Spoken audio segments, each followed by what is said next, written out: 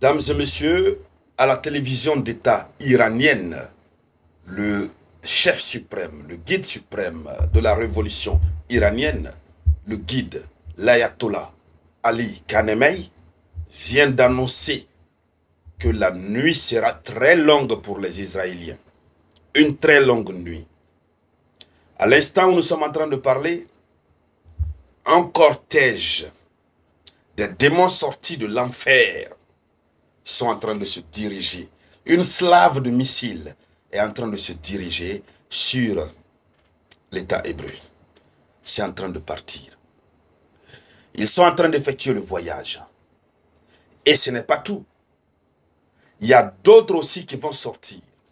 L'ordre a été donné par le commandant, le nouveau commandant du corps des gardiens de la révolution, d'ouvrir les portes de l'enfer et de faire vivre l'enfer réel à Israël.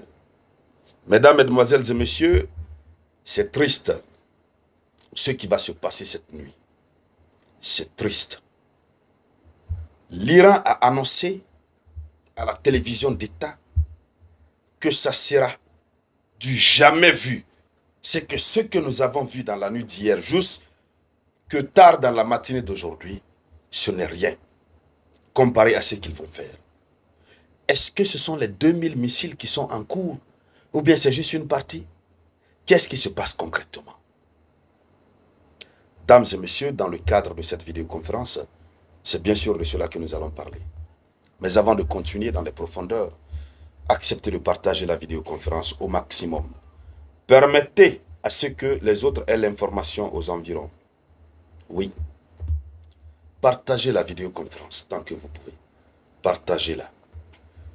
Alors, Ali Khamenei, l'imam, il dit, ce sera une nuit longue pour les Israéliens. Un mot tout court. À la télévision d'État iranienne, ils annoncent que l'attaque iranienne sera violente et destructrice contre Israël dans quelques heures. À savoir, même si ce n'est pas déjà en train d'être fait, puisque je suis en train de réaliser la vidéoconférence, il est exactement 19h45 GMT. 19h45 GMT. Est-ce que ce n'est pas déjà en train d'être fait? Alors, voici l'annonce qui est faite. L'Iran ne plaisante pas. L'Iran n'a plus de limites. Surtout que l'Iran a désormais beaucoup de soutien.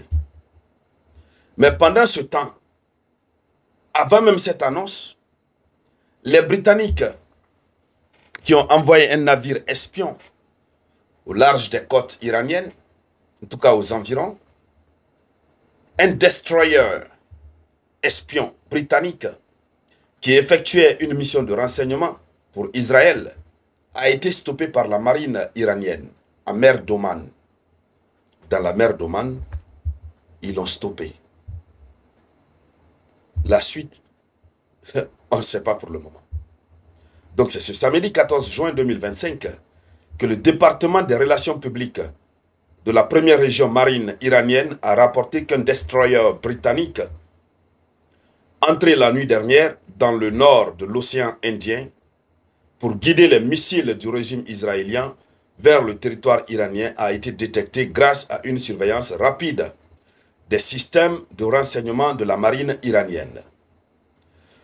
Le rapport indique que les drones de combat de la marine iranienne ont émis un avertissement et empêché le destroyer de poursuivre sa progression vers le golfe Persique. Le destroyer a été contraint de changer de cap. Ça a changé de cap.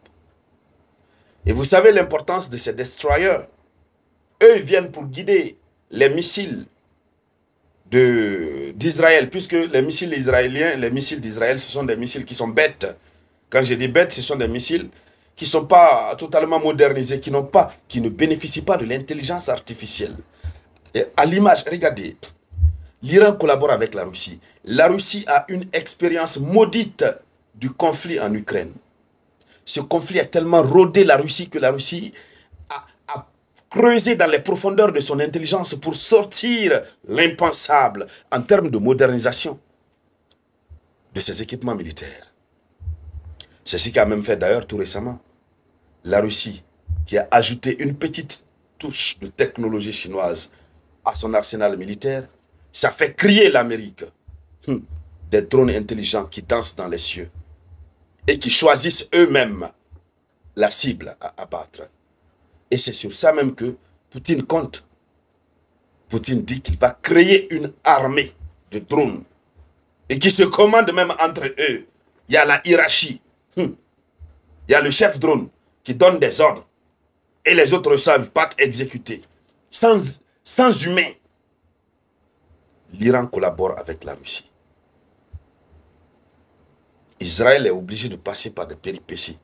Les destroyers américains ont été déployés. Depuis vers 10h GMT, ils étaient dans la Méditerranée en train de remonter pour aller se positionner. Alors, l'Iran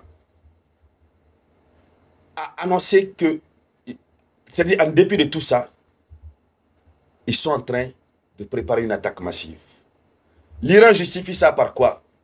Par le fait que Israël continue de frapper. Tout à l'heure, nous avons vu, l'Iran et Israël a continué à frapper. Quand Israël frappe, l'Iran intercepte, ça coupe, ça fait. Et puis, voilà. Donc, selon les informations d'État, l'Iran lancera dans les prochaines heures des attaques lourdes et destructrices. Étant donné que l'armée israélienne continue de porter des frappes contre le pays.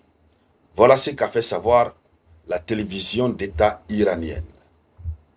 Ça veut dire que la nuit sera encore très longue, dames et messieurs. La nuit sera très longue. Oui. Et ça fait peur.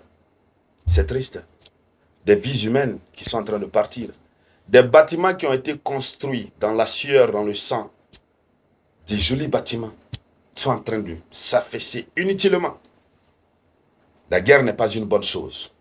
Non à la guerre. Nous voulons la paix dans ce monde. On insiste beaucoup là-dessus. L'Iran, ce que l'Iran va faire, ça va être la 6e vague de missiles. Sûrement. C'est triste. Ces gens n'ont qu'à se retrouver pour faire la paix. C'est mieux. Alors, mesdames, mesdemoiselles et messieurs, c'était ça la une de l'actualité. Nous allons continuer de suivre. Je vous reviens tout à l'heure avec de nouvelles informations. C'était la voix de votre unique samouraï.